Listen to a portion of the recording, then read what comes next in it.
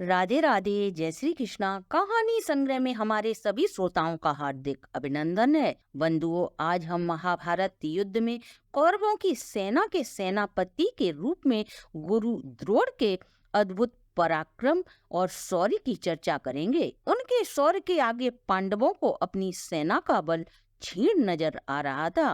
वही द्रोण इतनी आसानी से वीर गति को कैसे प्राप्त हो गए? गुरु द्रोण की असीम शक्ति का रहस्य क्या था? यही आज आप इस वीडियो के माध्यम से जानेंगे। इससे पहले यदि आप हमारे चैनल पर नए हैं तो सब्सक्राइब करें, वीडियो को शेयर एंड लाइक अवश्य करें। संपूर्ण जानकारी के लिए वीडियो को अंत तक जरूर देखें। द्रोणाचार्य भारद्वाज के पुत्र तथा देवताओं के गुरु बृहस्पति के अंश अवतार थे। वे सर्वोच्च गुरु और उच्च कोटि के रणनीतिज्ञ होने के साथ साथ वे प्रखर योद्धा थे। महाभारत के युद्ध में पांडवों की रणनीति कहें या छल कहें, जिसके कारण उनका वध न हुआ होता तो उन्हें युद्ध में कोई भी पांडव ऐसा नहीं था जो उन्हें युद्ध में जीत सकता हो। उनमें अद्भुत शक्ति थी। उनके पास कौन कौन से शस्त्र थे, उनके पास तथा किन किन युद्धों में उन्होंने अहम भूमिका निभाई थी। गुरु द्रोण की उत्पत्ति कलश से हुई थी। यही कारण था कि वे द्रोण के नाम से विख्यात हुए। ऋषि भारद्वाज के आश्रम में ही रहकर उन्होंने संपूर्ण वेदों का अध्ययन किया और वहीं रहकर धनुर्विद्या का अभ्यास करते थे। उनका विवाह कृपाचार्य की बहन कृपि से हुआ था, जिससे उन्हें अश्वत्थामा नाम का एक पुत्र पैदा हुआ। वह समय ऐसा था जब गुरु द्रोण की आर्थिक स्थिति चिंताजनक थी। उनके पास इतना भी नहीं था कि वे अपने इकलौते पुत्र अश्वत्थामा को दूध पिलाकर उसका पेट भर सकें। यह चिंता उन्हें सदा ही परेशान करती थी। तभी उन्होंने सुना था कि परशुराम को संपूर्ण धनुर्विद्या सहित सभी महाविद्याओं का ज्ञान है, तो वह उनसे ज्ञान प्राप्त करने के लिए महेंद्र पर्वत पर परशुराम जी के पास गए और साष्टांग प्रणाम कर बोले, मैं आपसे ऐसे धन की कामना लेकर आया हूँ जो कभी खत्म न हो। तब परशुराम जी बोले, हे तपस्वी, मेरे पास यहाँ पर कुछ स्वर्ण व अन्य प्रकार का जो भी धन था वह मैंने सभी ब्राह्मणों को दान कर दिया है। अब मेरे पास मेरा शरीर मात्र ही शेष है। परशुराम के ऐसे वचनों को सुनकर गुरु द्रोण बोले, हे भृगुनंदन, आप मुझे प्रयोग रहस्य तथा संहार विधि सहित संपूर्ण अस्त्र शस्त्रों का ज्ञान रूपी धन प्रदान करें। गुरु द्रोण के ऐसे वचनों को सुनकर परशुराम द्रोण को सभी अस्त्र शस्त्र सहित धनुर्वेद का उपदेश देते हैं। वे सभी शिक्षा ग्रहण कर अपने बचपन के सखा द्रुपद के पास जाते हैं, जिन्होंने राजा होने पर आधा राज्य अपने बाल सखा द्रोणाचार्य को देने का कभी वचन दिया था। द्रुपद सिर्फ अपने वचन से ही नहीं मुकरे, बल्कि बाल सखा का अपमान भी उन्होंने किया। अपमानित द्रोण सीधे हस्तिनापुर जाते हैं और भीष्म पितामह से उनके सभी पौत्रों को अपने शिष्य के रूप में मांगकर उन्हें धनुर्विद्या का अभ्यास कराना आरंभ कर देते हैं। और जब शिक्षा पूर्ण हो जाती है तो वह अर्जुन, दुर्योधन आदि से गुरु दक्षिणा के रूप में राजा द्रुपद को बंदी बनाकर उनका राज्य अर्पित करने की दक्षिणा मांगते हैं। तब पांचों पांडव ने युद्ध में द्रुपद को परास्त कर उनके सभी मंत्रियों सहित उन्हें बंदी बनाकर गुरु द्रोणाचार्य के चरणों में डाल देते हैं और वे अपने आधे राज्य को अपने पुत्र अश्वत्थामा को दे अपने अपमान का बदला ले लेते हैं। अब चर्चा करेंगे कि गुरु द्रोण के अस्त्र शस्त्रों की। तो अग्निवेश ऋषि ने उन्हें अग्निअस्त्र की शिक्षा दी थी। महर्षि अगस्त्य ने उन्हें ब्रह्मशीर अस्त्र का ज्ञान दिया था। भगवान विष्णु ने उन्हें वरदान स्वरूप नारायण अस्त्र प्रदान किया था। इसके अतिरिक्त गुरु द्रोण के पास इंद्रास्त्र, त्वष्टास्त्र, वायुस्त्र, यमास्त्र के अलावा कुछ विशेष शस्त्र, शुच, नारद, वल, विच, पथ आदि अस्त्रों का भी उन्हें ज्ञान था। उनके पास गंधर्व जन्य अस्त्र जैसे दिव्यास्त्र भी थे।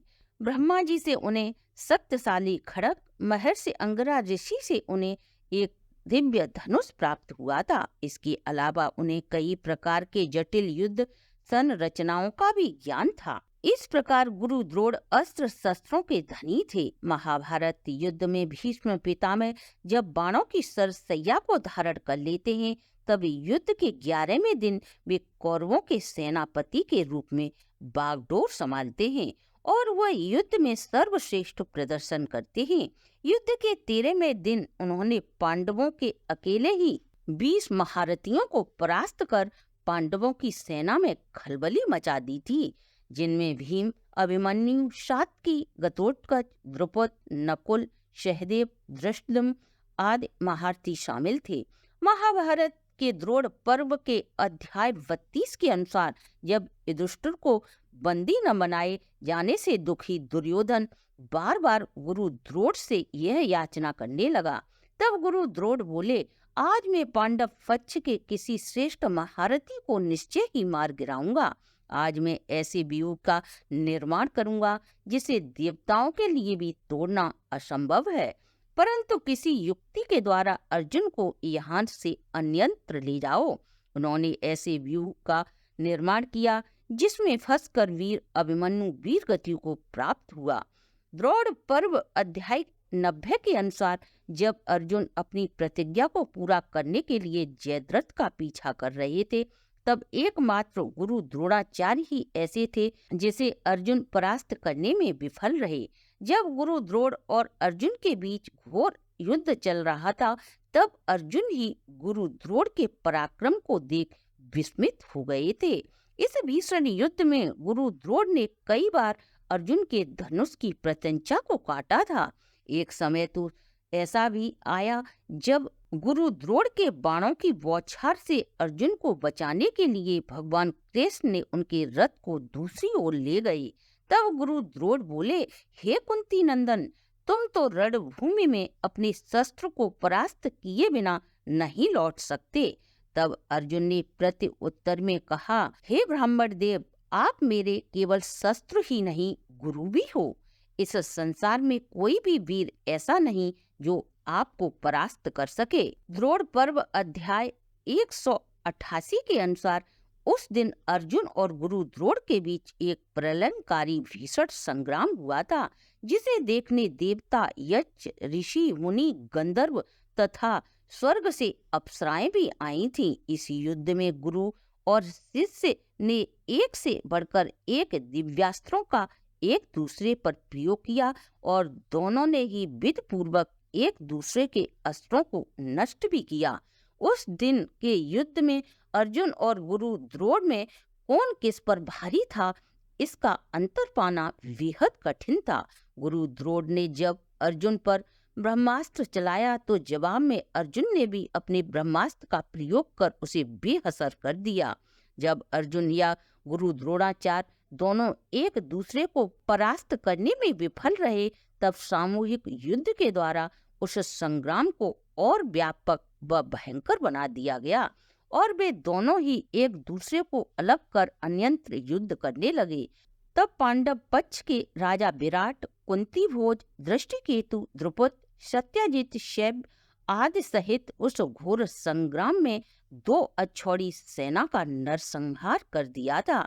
महाभारत युद्ध के 15वें दिन द्रोण द्वारा पांडव सेना में हो रही हानि को रोकने के लिए भगवान कृष्ण युधिष्ठिर को सुझाव देते हैं कि वह कहें कि गुरु द्रोण पुत्र अश्वत्थामा मारा गया, लेकिन युधिष्ठिर ऐसा कहने से इनकार कर देते हैं।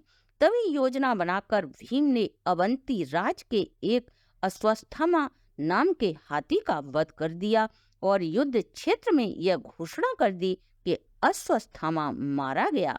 जब इस बात का गुरु द्रोण को पता चला तो वे धर्मराज युधिष्ठिर से बोले, क्या सचमुच अश्वत्थामा मारा जा चुका है? तब भगवान श्री कृष्ण के अनुग्रह करने पर युधिष्ठिर ने उच्च स्वर में कहा, अश्वत्थामा मारा गया, परंतु नर नहीं कुंजर। यह बात धीमे से कही थी। उसे सुनते ही द्रोण पुत्र शोक से संतृप्त हो गए और अपने अस्त्र शस्त्र त्याग कर योग निद्रा में विलीन हो गए और भगवान विष्णु का ध्यान करते हुए ज्योति रूप में ब्रह्मलोक चली गई।